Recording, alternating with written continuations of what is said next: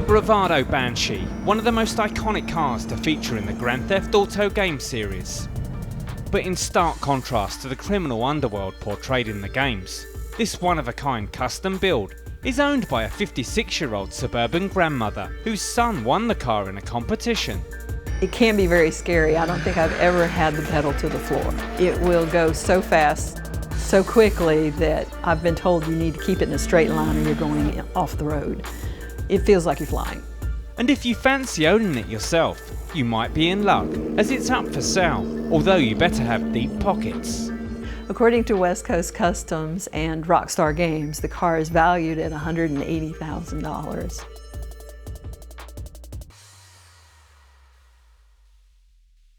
The car, which features in all of the modern GTA games, was built by Pimp My Ride's West Coast Customs after the game's makers, Rockstar, commissioned them to modify a Dodge Viper SRT-10 for a competition in 2012. Austin used his mother's credit card to purchase the game, making her the legal owner of the high-powered supercar. It was very out of the blue. Didn't believe it. Didn't believe it for a minute. Thought it was a scam. I've been playing Grand Theft Auto for most of my life, probably since I was an early teenager. It was just an amazing game, like nothing else had anything on those games.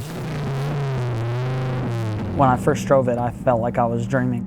But there are pros and cons to owning such an exclusive car. The best thing about owning the car is it's a lot of fun to drive. It's very fast and it turns a lot of heads. Everywhere you go, people want to walk up and look at it, take pictures of the car and ask about it. Wow, beautiful car. I get tickled when people see the car from behind and speed up to see who's driving it, and they see a 56-year-old woman behind the wheel. They really expect to see someone younger. The worst thing about owning the Banshee is costs, getting things fixed. Some of the parts, because of the modifications, are inaccessible. Everything has to be taken out of the car to get to the battery. So some of the upkeep is definitely the hardest part. And while the sleek vehicle certainly stands out in Cheri's hometown of Havenlock in North Carolina, it's not her favourite means of transport. Most younger people recognize the car. A lot of older people, say my generation, have no clue what it is, but I pulled into Walmart the other day and I had a 7-year-old child walked up to me and knew exactly what the car was.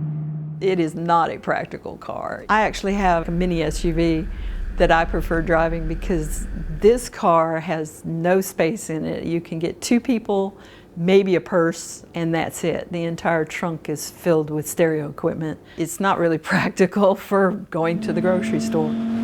Now, with a heavy heart, the family is looking to offload the Banshee to a collector who can afford to take care of it.